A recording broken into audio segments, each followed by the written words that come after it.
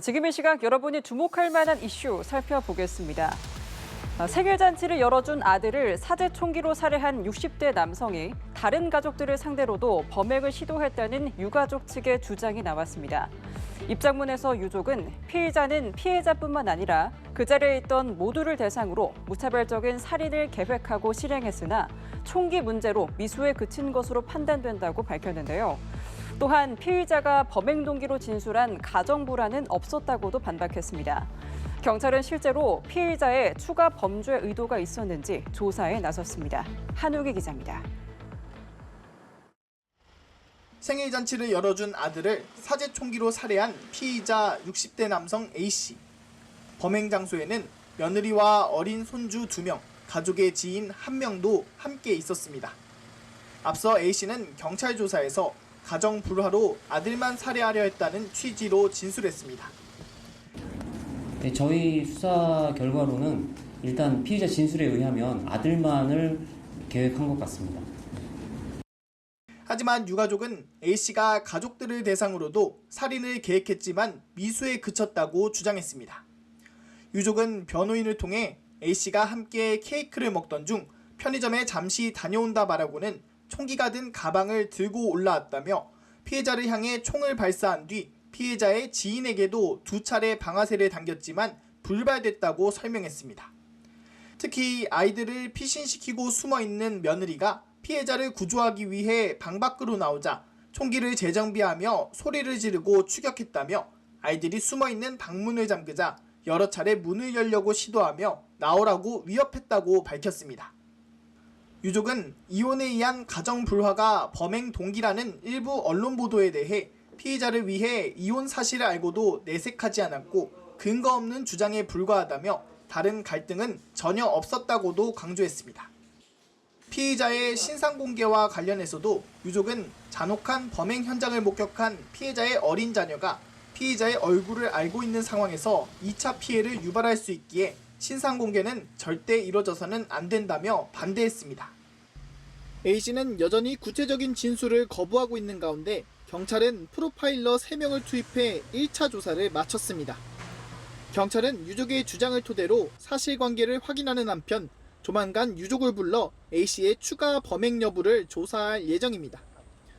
유족 측 주장이 사실로 드러날 경우 경찰은 살인 예비나 살인 미수 등의 혐의를 추가로 적용한다는 방침입니다. 연합뉴스TV 한웅입니다. 경기도 가평에서는 시간당 40mm가 넘는 집중호우가 몰아치고 충남 서산에서는 시간당 114mm의 비가 내리며 극심한 피해가 속출했습니다. 이런 극한 폭우로 인한 피해가 해마다 반복되고 있는데요. 기후 위기로 인한 기상이변이 일상이 된 요즘 재난대응 시스템 전반에 대한 재정비가 시급하다는 목소리가 커지고 있습니다. 임광빈 기자입니다. 지난 20일 새벽 순식간에 물벼락이 쏟아지며 피해가 속출한 경기도 가평. 이곳에서 나고 자란 주민도 60년 동안 이런 피해는 처음이라고 말합니다. 산사태로 인해서 용추 계곡하면 용추 폭포가 유명한데 거기도 물이 차고 옆으로 길이 나고 개울이 생겨가지고 완전히 지형지물이 바뀌었습니다. 지도에서 봐도 이거 틀릴 거예요. 0시를 넘기면서 빗줄기는 점점 굵어졌고 새벽 4시 무렵에는 시간당 40mm가 넘는 집중호우가 몰아쳤습니다. 불과 4시간 만에 누적 강수량은 160mm를 넘겼습니다. 앞선 17일 충남 서산에선 시간당 114mm의 비가 내리며 기존 기록을 26년 만에 갈아치웠고 같은 날 광주에서는 하루 강수량이 426mm로 1939년 기상관측 이래 가장 많았습니다. 문제는 이 같은 역대급 폭우가 이제 더 이상 이례적인 일이 아니라는 겁니다. 200년 빈도가 아니라 500년 빈도, 3000년 빈도라고 평가가 되는 그런 현상까지도 지금은 거의 매년 되풀이해서 발생하는 그런 시기에 놓여져 있습니다. 피해를 줄이기 위해서는 기후 위기 시대에 맞는 도시계획 재설계가 시급하다는 지적이 나옵니다.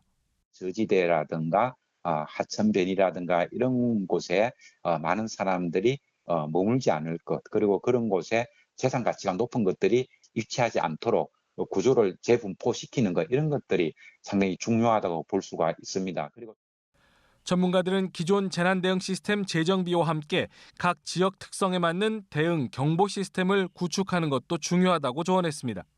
대피하라고 문자만 보낼 것이 아니라 어디로 대피하라, 어느 초등학교, 어느 체육관으로 어디로 대피하라, 이런 것들이 반드시 동행 수반이 되어야 되는데 이건 사전에 어떤 시스템을 잘 구축해내야 된다.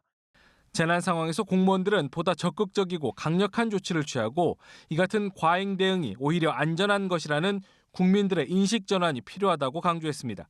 연합뉴스TV 임광빈입니다. 61년 전 자신을 성폭행하려던 남성의 혀를 깨물어 절단한 혐의로 유죄를 선고받았던 최말자 씨. 그 재심 첫 공판에서 검찰이 무죄를 구형했습니다.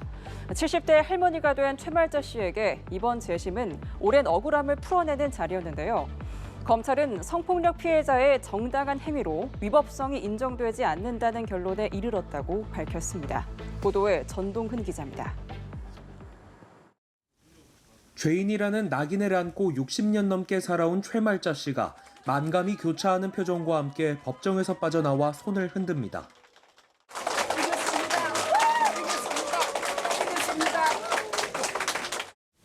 최 씨는 만 18세였던 1964년 자신을 성폭행하려던 남성의 혀를 깨물어 1.5cm가량 절단되게 한 혐의로 부산지법에서 징역 10개월에 집행유예 2년을 선고받았습니다. 61년이 흐른 2025년 7월 23일 그 상처 위에 뒤늦은 사과와 정의가 찾아왔습니다. 부산지법에서 열린 재심 첫 공판에서 검찰은 최 씨에게 무죄를 구형했습니다. 검찰은 최 씨의 행동은 갑작스럽게 가해진 성폭력에 대한 정당한 방어라며 과하거나 위법하지 않다고 판단한 걸로 전해졌습니다. 가장 의미 있는 장면 중에 하나는 검찰 측에서 과거의 잘못을 인정하고 피해자인 최말자님을 보호하지 못한 것에 대해서 사과하고 정당방위를 인정하면서 무죄. 이날 여성단체들도 법원에 모여 여성 인권을 위한 목소리를 높이며 법원의 무죄 선고를 촉구했습니다. 사법부는 최말자 선생님이 겪었던 성폭력이 명백한 범죄였음을, 그리고 그의 저항은 당연한 정당방위였음을 반드시 밝혀야 할.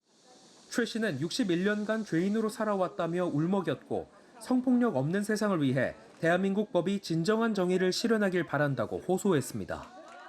지금이라도 잘못을 인정하니까 대한민국 정의는 살아있다. 그렇게 생각하고 있습니다. 재심 재판부의 선고 공판은 오는 9월 10일 오후 2시에 열립니다. 연합뉴스TV 전동훈입니다. 네, 올해 5월에 우리나라에서 새로 태어난 아기는 모두 2만 309명. 지난해 같은 달과 비교해 3.8% 증가했습니다. 누적 증가율은 역대 최고를 기록했고요. 5월 출생아 수도 2만 명을 웃돌며 11개월째 증가세를 이어갔습니다. 통계청 관계자는 출산에 대한 긍정적 인식 확대와 일부 출산 지원 정책 등 정책적인 요인이 복합적으로 작용한 결과라고 설명했습니다. 윤영섭 기자입니다. 지난 5월 출생아 수는 2만 309명, 1년 전보다 3.8% 증가했습니다. 5월 기준으로 4년 만에 가장 많았고 증가율은 2011년 이후 14년 만에 최고입니다. 월별 출생아 수는 작년 7월 이후 11개월 연속 증가세입니다. 올해 들어 5월까지 누계 출생아 수는 10만 6,048명으로 작년 같은 기간보다 6.9% 증가했습니다. 1981년 관련 통계 작성 이후 가장 높은 증가율입니다. 5월 혼인 건수는 2만 1,761건으로 1년 전보다 4% 늘었는데 6년 만에 최고치입니다. 우리나라에선 결혼 중 95% 이상이 출산으로 이어지기 때문에 선행지표인 혼인 증가가 출생아 수 상승에 크게 영향을 미쳤습니다. 최근 14개월째 이어지는 혼인 증가의 영향과 함께 주출산 연령대 중에서 30대 초반 여성 인구 증가가 영향을 주고 있습니다. 더불어 출산에 대한 긍정적 인식 확대와 일부 출산 지원 정책도 출생아 수 증가 배경으로 꼽혔습니다. 5월 합계 출산율은 0.75명으로 작년 같은 달보다 0.02명 늘었습니다. 합계 출산율은 여성이 가임 기간 동안 낳을 것으로 기대되는 평균 출생아 수를 뜻합니다. 5월 사망자 수는 28,510명으로 작년과 비슷한 수준입니다. 출생아 수가 사망자 수를 밑돌며 5월 인구는 8천여 명 자연 감소했습니다. 이혼 건수는 7,413건으로 1년 전보다 6.4% 줄었는데 28년 만에 가장 적었습니다. 연합뉴스TV 윤영섭입니다. 네, 프로야구 팬이라면 애매한 체크 스윙 판정 때문에 답답했던 경험 한 번쯤 있으실 텐데요. 한국야구위원회 KBO가 다음 달부터 체크 스윙에도 비디오 판독을 도입하기로 했습니다. 현장에서 환영의 목소리가 대다수이지만 일각에서는 국제 경쟁력 약화를 걱정하는 의견도 나오는데요. 이번 시즌 내내 불거지고 있는 체크 스윙 시비, 후반기 레이스에 어떤 변수로 작용할지 주목됩니다. 우준성 기자입니다. 빠르게 돌아가다 어느 순간 멈춘 LG 문보경의 방망이. 심판은 노스윙을 선언합니다.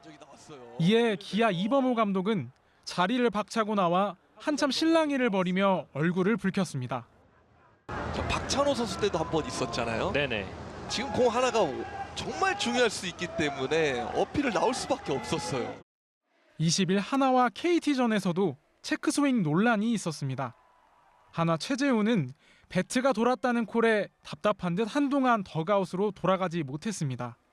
이번 시즌 내내 불거지고 있는 체크스윙 판정 시비에 KBO가 예정보다 빠른 다음 달 19일 경기부터 체크스윙 비디오 판독을 도입합니다.